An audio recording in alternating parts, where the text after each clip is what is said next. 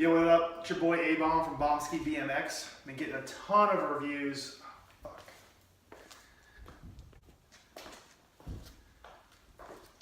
Yo, it's your boy A-Bomb from Bomski BMX. Been getting a ton of comments asking to do a bike check. And you know what? For all my subscribers, thank you. You've been so loyal. I'd love to give you a bike check, show you what I'm riding nowadays. So let's get right into it, okay? Let's start with the heart of the bike. I'm looking at the frame, and I can't tell you how many frames I busted over the course of my career. I think the last one I had was a powder blue premium frame that I literally cracked in half from going so fucking big. Right now I'm rocking a black frame that I believe is some kind of gunmetal alloy. You can see it's legit. I take it off so many big jumps, and it's what I do. So moving on to the rims, I'm not exactly sure what brand these are, but it is marked stolen on it, and I mean, I don't know, that could be police evidence, it could not be. Anyways, they're black, they got a lot of spokes, and it serves me pretty well. I haven't busted any spokes yet, thank God. The tire I have on this particular rim, let me see if I can find it. It's actually, it looks like it's an Aitken. I don't know if that has any relationship to Troy Aikman, but anyway, I'm a big Tom Brady fan regardless, so I hope it doesn't. But as you'll see, this one's got a lot of treads on it, and when you come down here to my back tire, it's nice and smooth, and there's a lot of purpose to that. Anyways, on this rim, it actually says Black Sheep, which I think is pretty dope because I've always considered myself a black sheep. Both my parents are CEOs, and I'm like kind of living in this garage, but it's no big deal. I got a nice cot. One thing you'll notice on these spokes is that it looks like they're rusted, but they're really not. This is actually a paint color sticker that I added, and the reason why I have this is because I believe you always want to have a complete, safe, brand new bike to ride out there to keep yourself safe. But I also want to make it look like I ride hard. So I got this sticker, I put it on. You can find the link down below in the description for these stickers. Highly recommended. Another thing going back to these tires is that you'll see that mine are they're pretty, you know, they're plush, and I think a lot of riders will tell you how they like to keep their tires tight, and I just disagree with that because honestly, you know, with Big Tire America out there, the tighter they are, the more they're gonna pop and the more they want to sell you. So don't listen to those Garrett Reynolds or those Devin Smealeys, and you know, keep your tires loose. It'll give you the pop that you need to do all those sweet tricks like 360s and 180s. But at the same time, you're not going to be spending all kinds of money on tubes. So highly recommend you definitely, you know, leave a little air out of them. That'd be great. And, you know, similarly to that, if we look at the chain down here, I think a lot of riders will keep this nice and tight. I like mine loose as well because I'm pretty sure like with the physics of this, when you jump, it'll pop up and basically hit your frame up probably another ½ inch to an inch. So if you're just finding yourself not clearing gaps, I would suggest loosening your chain up because realistically, you know, with the process of physics and, you know, all that stuff, I think it's just going to give you that extra inch you need to get over the hump.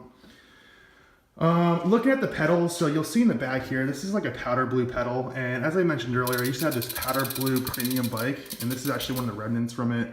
It's pretty custom and pretty legit. I think I need to oil it, but I don't know. It's fine for now. One other thing I want to point to, speaking of the pedals, is this is one of the most original pieces on my bike. It's actually a classic Mongoose pedal that I had on my original red Mongoose when I was 6 years old. And I like to keep this on here because it gives me a reminder of, you know, where I came from, and I don't let all the fame and fortune of riding professional BMX get to my head. So it just keeps me level, keeps me grounded, and gives me a reminder that, you know, at one point I was a nobody and wasn't this BMX legend making. Moving on to these pegs, I have a different combination of pegs, and to be honest with you, I have no idea what brand they are, where they come from. One of them actually might be like a socket that you'd use for a wrench. But I did want to point one thing out, is that you'll see a lot of rust on these, and I personally like to keep these rusty because I think it provides an extra level of grit when you're going down these rails. You don't want your rails to be too smooth because what's going to happen is your bike's going to slip out from under you. You want to make sure they're real rough and they're real graded so that when you're trying to slide down, it's more of a controlled fashion.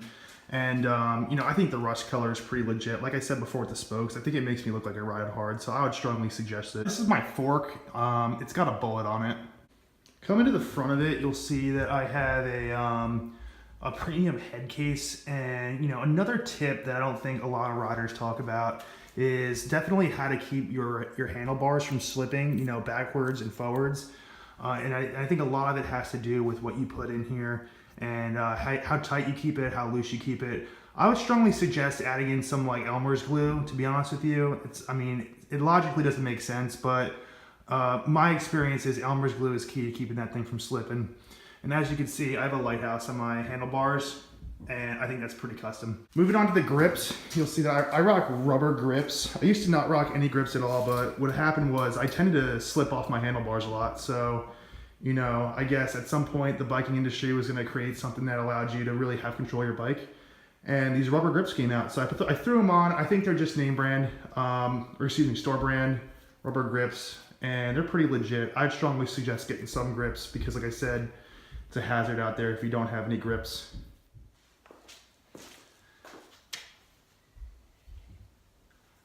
So from everybody here at Bomski BMX, thanks for tuning in. Thanks for looking at my bike. Please submit any questions below. I'd be happy to talk about them. I got over like 25 years of experience riding. I have numerous edits and countless bomb videos that I've shot. So let me know if you have any questions down below. I'd be happy to answer them.